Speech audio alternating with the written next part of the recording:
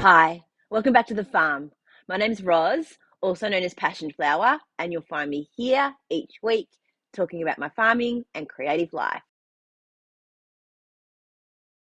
Round hay bale ring, I guess you call it, was delivered this week, and it was dropped up near the gate, near the stockyards, and then Adam needed to get the tractor to bring it down for me because it's quite big and I can't imagine having to have rolled it down. So he used the hay forks on the front of the tractor and attached it with some rope as well so that it didn't start going back and forth like a bit of a bell and hitting everything.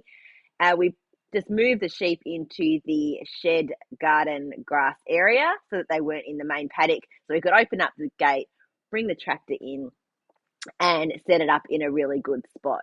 We have it right by the fence so that you'll be able to, from the outside of the paddock, grab a hay bale with the tractor and the hay forks and hopefully be able to just tip it in over the fence into the ring rather than having to go into the paddock every single time we need to replace the hay for a couple of reasons. One, we don't want to have to move the sheep back and forth every time because then they'll get the idea that that's when food's coming and they'll get a little bit excited about that, and it'll be harder to manage moving them around. And the other thing is that we don't want to, when it's wet during the middle of winter, be getting the tractor into that area and churning up the ground too much. So by going around a different way, hopefully we'll be able to solve both of those issues. And speaking of the sheep, they were all vaccinated this morning. The vet came out early and got their yearly vaccinations. Everything's all good. It was actually super easy, easier than I thought it was going to be. Um, Sometimes they can play up a little bit. You've heard many stories about them playing up before. So I just got them into that little run area that we created between the two paddocks, closed it off at one end, and they all just wandered in there. They were quite happy to be there. So we just kept all three in that small space. She got in and was able to do the three vaccinations fairly quickly. Hurley was the naughtiest. Not that he was like really naughty. He just moved his head around a bit too much and he bent the first needle. So we had to get a second needle and then just make sure to have his head up against the railing of the fence and just hold him a bit tighter in place. But after that, he was fine. So we did Vito first, and he was super easy to do after I'd warned her that he can, butt and be a bit crazy sometimes. Then Hurley, and then Evie was last. And they're now just happy back grazing again. And it was a really, glad to say, very easy process. With all the rain and warm weather, the garden by the house has been growing like mad. I had to cut back one of the rose bushes again. It's got all like the straggly bits that come from the bottom, and I just cannot stop it from doing that. So I just keep cutting them back, and I'm trying to get the main bush to take back over, but I'm not sure if it's going to. So I might have to end up digging that one out. It might be a lost cause, and maybe get a new fresh rose in there somewhere instead. If it was in like a bigger garden space, I probably wouldn't mind so much. But the issue is that it gets these long bits and they get out over the walkway and across my deck, and it ends up being like really high and messy without any flowers on it even. So I just have to keep cutting it back. We've also installed a new clothesline that's right close by the laundry, so it's like right outside the door now, which is so much easier, just a few steps from the house. We've been using an old one, which is in actually where I had the sheep in November and December. It was my grandparents' clothesline, so it was close to their house, but that house has been knocked down when we built the other house. So yeah, it was a bit of a walk to drag the wet laundry over there, or to run out when it was raining to get the clean, dry laundry off the line. And also because we put the pets in there, there'd be days where you actually couldn't hang laundry because the animals were in there, especially the goat, because she likes to eat things off the line. So we had been limiting the amount of clothesline that we were able to use. So now we have one that we're able to use all of the time that's nice and close to the house.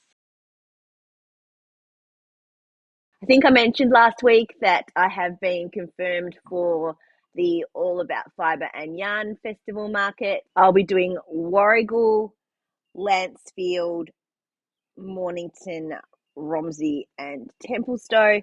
And all of those dates are on my website. So they will be coming up later in the year, which I'm really excited about. I'm currently working on getting the My Country mini skein sets done up.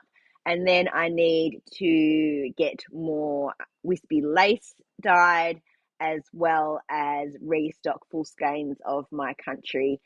And then I'm going to start doing some fresh new colors and decide which of the current colors that I have I'm going to maybe not phase out so much, but that I'm not going to focus on so much at the next few markets, and the colors that I'm going to decide to have, so that I have good quantities of everything. And then I'm going to look at all of my repeatable colorways and what I already have dyed up, and make some decisions about the things that I am going to restock and the things that I may just keep as dyed to order on my website, so that I can manage my stock and my colors and make sure that for markets I have plenty of the things that will sell. And that's going to be my focus for the next couple of months, getting ready for those markets. I'm getting used to my new routine with my recording schedule and also with my office work here in the shed. I have taken on a part-time office job, so I am not here on the farm every single day now. So I'm working through how that is working. I think I'm going to end up being more focused and more organized, because I will be scheduling in the times that I will be working on my yarn in terms of dyeing and office and all of that kind of thing, rather than just being able to do it whenever. I want to keep my yarn business as a real passion and as something reasonably small. I want to not be doing huge batches of yarn for a number of reasons. I want it, as I said, I still want it to be a passion, and I want it to be something that I enjoy and that it is a bit of escape from everything and a real creative outlet. I also know that, like, here in the shed, I'm restricted in terms of when I can work based on how hot it gets and how cold it gets. Um, I have a limited amount of water because we're on tank water. So they're all things to consider in terms of the level of production that I can get to. So I decided that I would get a real job so that I can have that freedom financially, to be able to do the passion that I love, the yarn dyeing, while also having some structure around my days as well, in terms of getting up and going to work and coming home, and then incorporating that into what I am doing within Passion Flower as well. So it's only been my second week now, and I'm already feeling a routine, and it feels good to be working around people again, in an office setting, which is something that I haven't done for quite a while. But I then do also like to be able to retreat back here to the shed by myself and work quietly on things and spend time with the sheep and really just enjoy being here, on the farm, in the bush, and using my creative side as well. So I think I'm finding a good balance between the two, but we'll see how that goes. Last week, I told you that I went to the Tea Time Yarn Retreat Market and I stayed there as a retreater, but I forgot to show you what I bought at the market. I bought 2 sets of needle tips for my Chiago interchangeables. I bought a 3.5 and I think it was a 3.25. I've been doing some slightly smaller knitting lately, and I needed to have another set of those. So they're not terribly exciting to show, but they've been added to my needle tip collection. And I also got little right side and wrong side stitch markers. So they'll be really handy for putting on projects so that I know which is the right and which is the wrong side. I got this really pretty cable needle, which is much nicer than some of the just sticks or whatever that you get. So you can sort of hang that in your project while you're working on something with cables. And I have been dreaming, looking at projects with cables in them. So that's why I was inspired to grab this.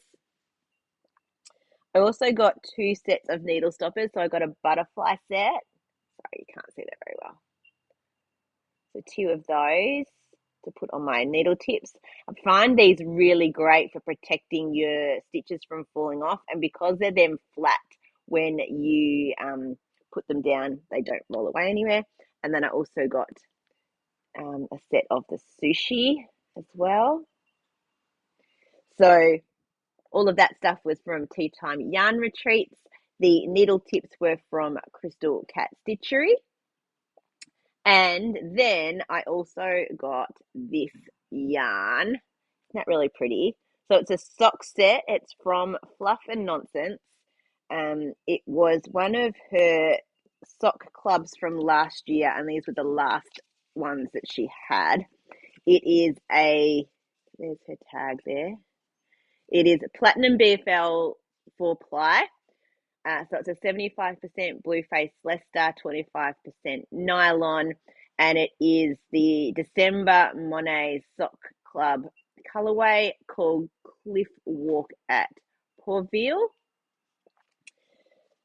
So both Liz from Crystal Cat Stitchery and I both picked up this set, and we're going to create some socks out of them. We're thinking a little bit outside the box in terms of what you do with a main color and a mini skein, and I've got an idea of what to do to make a really interesting pair of socks with a mini skein. So we're challenging each other to come up with something. Stay tuned for that. It won't be on the needles for a little while, but I've written out a little diagram for myself so that I remember what I would like to do. And as soon as I've got a few projects off the needles, I will probably cast those on. Now to my knitting. And I have been completely monogamous this week. I have only knit on the one project, and I've made some really, really great progress, and I'm super excited to show you where I'm up to. So I've been working on the Flamboyant top by Marie Amelie Designs, and I'm using my own yarn. This is a new to me base that I am testing out. It's a 5-ply sport weight yarn, and this is a new colorway as well. So last week it was not joined in the round. I had just finished doing the patterning on the front, and then I had to do some additional rows to finish the front, which was done back and forth, and then it was connected in the round. So here it is. So it's connected, and I'm this far down the front, so that's where the start of the V is. So it's rolling up a little bit, so it's hard to see. But there it is. Whoops. Let's try again. There's the back. When I finished my first ball of the yarn, I stopped doing the body and I worked on both the sleeves, and they were just a little cap sleeve and then a I-cord bind off. So it'll need a little bit of blocking to flatten it out. It's a little bit puckery, but I think that's just from picking up the stitches and the knitting going in the opposite direction. So that's the sleeves are completely done except for weaving in the ends and the patterning along the V.